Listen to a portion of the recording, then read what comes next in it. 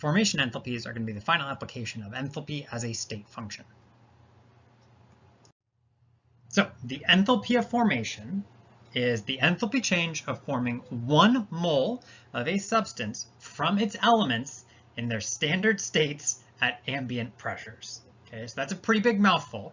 But if we think about enthalpy of formation, basically what we want to think about is if we want to take any substance and think about what is the enthalpy change of the reaction forming that substance from elements. So if we started with elements and then basically they combined to give that substance, what would be the enthalpy change for that reaction?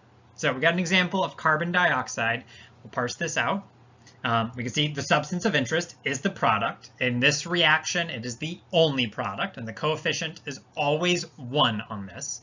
So we still do need balancing, but this is, again, we're kind of going to play, our rules for coefficients are going to be a little bit different than we've seen kind of in general, that the coefficient, we have 1 product and its coefficient is 1. So then the reactants are all the elements in their standard state. So carbon dioxide has 2 types of elements, carbon and oxygen, and then they are just basically in their elemental states. Oxygen's a diatomic, so it's O2 molecules, that's its standard state, and carbon is not a diatomic, so it just gets carbon. But it does have GR, which stands for graphite. You'll also note there's delta HF naught, that degree symbol is naught, that's NaUGHT. So that means that you are at standard pressure, which just means the pressure of the air. Delta HF values, these enthalpy of formation, you will note that F stands for formation. Those are at a specific temperature. So you do need to say what temperature you're forming this substance at. You're under basically air pressure conditions, but you do need to specify that information. So this delta HF naught, the change of an enthalpy of forming, where the F comes from, and a given substance from elements at their standard states. So it is worth pointing out a little bit about this standard state. We're not going to go too much into it, but the standard states of the elements a lot of times are given from the periodic table, right? Remember we talked about that the color of the font of the symbols can really denote, is it a solid, is it a liquid, is it a gas? Most of the metals are solids except for mercury. There's the diatomics, so we need to remember those, what their phases are. Carbon, you saw in the last one, carbon is a little bit tricky. So carbon is a solid. If you looked on the periodic table, it would have the color solid. But there's 2 common types of carbon. These are called allotropes of carbon. They're different forms of solid carbon. One is graphite, so like common pencil lead, and one is diamond. Those are both pure carbon that have different stabilities under different conditions. Under ambient conditions, i.e. out in the atmosphere, graphite carbon is more stable. So diamond doesn't fall apart, it's just not the preferred form. This is why if you form like pure carbon, it doesn't form diamond under, in say, the open air. You need to go like to the middle of the earth to form diamonds. All right, so these formation enthalpy values are just tabulated. So this is a table from a different book that I've used where you're just looking at a bunch of, you can see the chemical formula, and then right next to it is the delta HF formation. So a bunch of people have just done these experiments to figure out what is the enthalpy change associated with forming 1 mole of N2O4, of carbon monoxide, of hydrogen fluoride, of copper 2 sulfate, whatever it is, you can have those tabulated values. Sapling has a table of this. This is the sapling table. You will note delta HF is what you want. You will note, again, these are specified as being at a temperature. 298 K is a temperature unit that we'll talk about later. This is just room temperature, basically. 25 degrees Celsius, kind of comfortable conditions, lab weather. There are these other 2 tables, delta G, F naught, you can see a different type of formation, and S naught, no delta on that one. These are other thermodynamic properties. If you come back for 1412, you will learn all about those, and you can do problems where you use all columns in this table. But you'll note, I forgot to point out, they're alphabetical roughly by symbol. So silver's at the top, and you can see this is huge on sapling. It's only made it to B for boron. It goes all the way down. There are a ton of compounds that are in that table on sapling. One kind of quirky note, when we're looking at forming these elements, based on the rules of how we define formation enthalpies, elements have 0 formation enthalpy because you go from element to element in the formation reaction. It's not very exciting. And so these delta HFs for elements are always going to be 0. What that kind of is going to give us is a benchmark or kind of a baseline that those are 0. We can compare everything else to those values. And so the idea of comparing to those values is we could imagine, say we look at 2 different substances. So I have ethanol here and I have dimethyl ether. And both of these molecules have 2 carbon atoms, 1 oxygen atom, and 6 hydrogen atoms. So they have the same number of atoms, they're just arranged in different ways. And they have different enthalpies of formation. And so those enthalpies of formation, right, are all tied to whatever the standard elemental states are. So 2 carbon atoms, 3 hydrogen molecules, and a half an oxygen molecule. Okay, and so they all come from that kind of standard, there's that same baseline that they come from. And then their enthalpies of formation then correspond to the different distance from that single baseline down to here. So what we can do is if we want to know the delta H of going between these 2 things, say from dimethyl ether to ethanol, how we can imagine it is, ideally we would do it in a single step where we do this, right down from dimethyl ether to ethanol.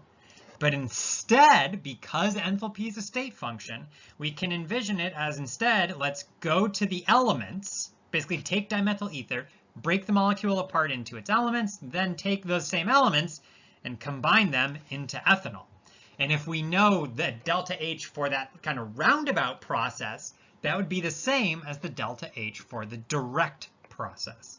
And this idea, take all of the reactants, turn them into their atoms or elements, then form the products,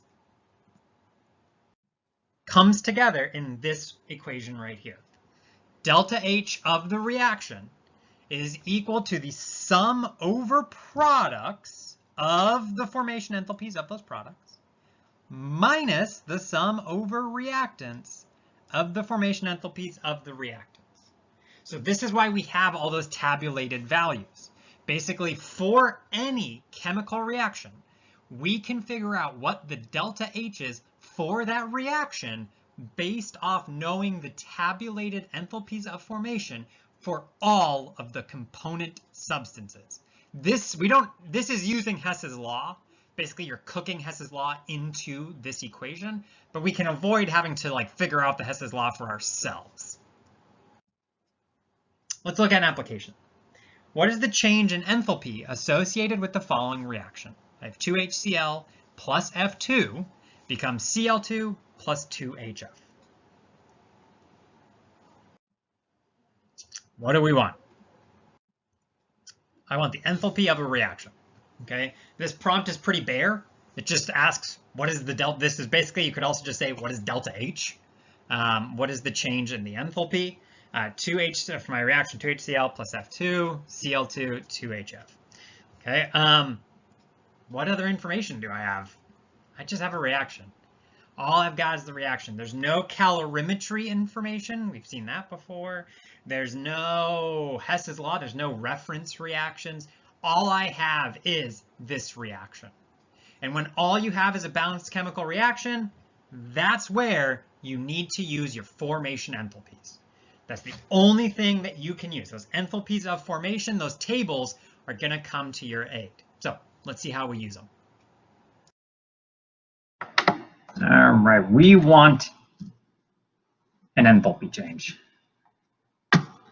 Right, we want delta H for this reaction. And we are given no other information. We have nothing about reference reactions. We have nothing about heat. Right? We didn't heat up some water or anything. We have to use formation enthalpies. We have to use tabulated enthalpies of formation in order to make this work, in order to do this calculation. So whenever we're given just an equation like this, delta H, just a chemical equation, we know we can turn to the sum over products, delta HF naught, minus a sum over reactants, delta HF naught.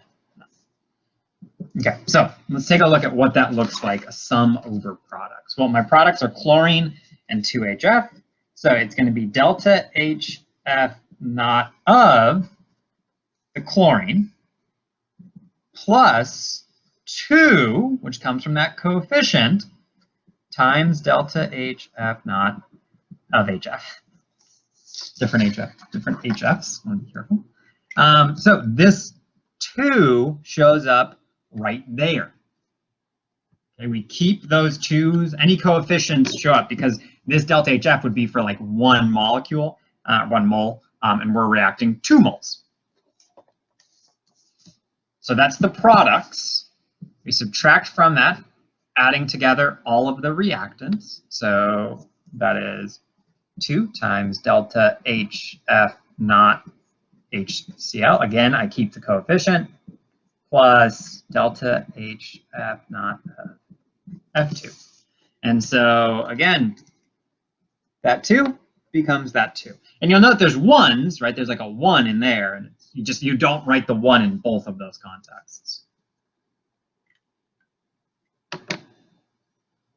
So in order to get that, we want to use our tabulated information. This is just one that comes from a different chemistry book, a different textbook. You can use this. You can go to Sapling, has a huge table. The book has a table. There's all sorts of information in there, but you just find them. And so if we do that, so Cl2 is our first one. And so we can find Cl2 is 0. That's because it's an element. Remember, elements in their standard state have 0 enthalpy of formation, times 2 times HF. The HF value is negative 271.6 kilojoules per mole, square brackets, minus 2 times the HCl, that's negative 92.3 kilojoules per mole. And because fluorine is again elemental, that one is 0. And so you want to be careful. There's a lot of signs. It's very easy to make mistakes with the signs here. Basically, you want to think all of these want to be added together. Some of those are negative numbers. All of these want to be added together. Some of them are negative numbers. And so you add up all these together, and then the whole answer gets subtracted from this whole answer. So I'd recommend doing this in multiple steps and explicitly writing them out. Because, you know, this is 0, 2 times negative 271 is negative 543.2 kilojoules per mole minus negative 184.6 kilojoules per mole. So this corresponds to this first, the product right there, and then the reactant. So you add up all those and then you subtract. It's very easy to only apply the negative to the number and forget to apply it to the back. So I would recommend adding all of those up and then using that. So 543.2 minus negative 184.6 gives me a total reaction of negative 358.6 kilojoules per mole. So that's the delta H for the whole reaction. And this is really the like holy grail now. We did nothing. We have done 0 experiments. We haven't even had to do any like difficult Hess's law or kind of like tedious Hess's law. We just use the equation, use tabulated data. Thanks to all those people who did the experiments to figure out that data. Plug them in, and then now we have our answer for the reaction. It's the same output. It gives us information about the reaction before we do it. We didn't have to do any experiments to obtain this number. We can also see one value with this is it kind of parses out some information or kind of why this is the value. When we're looking at what this really is showing is that this delta H is basically forming the products minus forming the reactants. So how you can think about what this model of reaction is, you take these reactants, you break them apart into their elements, then you combine those elements into the products. So you get the energy of forming all the products, hence the positive, there's no negative in front of that. You lose the energy of forming the reactants because you have to break them apart. You unform them. And so we can see that overall this reaction is exothermic. It's negative 358.6. That is because you gain a lot of energy from forming these reactants, namely HF, and you don't lose that much energy from breaking apart the reactants, right? You make a lot of energy from the products, you don't lose that much energy from the reactants. So negative 543.2 is your basically how much energy is released from forming just HF. HF is a very stable compound, and it doesn't cost a lot to break this HCl. So you break apart, you unform the HCl, and then you form the HF, and that's really stable. That releases a lot of energy to form this HF. So we can get not only an answer as to like what the delta H for the reaction is, but a little bit insight into why. HCl, not a very stable compound, or relatively not super stable. HF is very, very stable, and so that's why you release all of that energy.